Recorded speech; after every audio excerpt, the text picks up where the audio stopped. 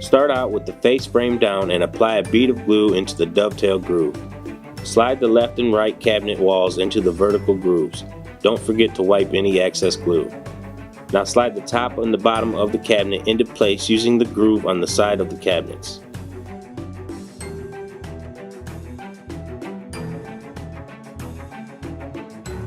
Flip the cabinet upright and slide the back wall into place using the grooves on the cabinet walls.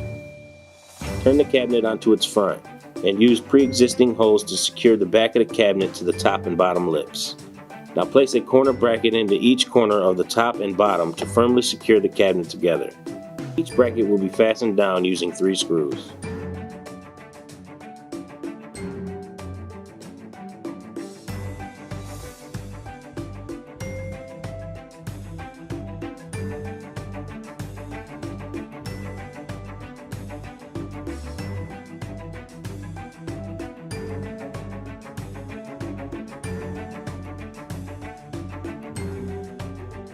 Place the door face down and set each hinge into place, making sure the holes on the hinge line up with the holes on the door.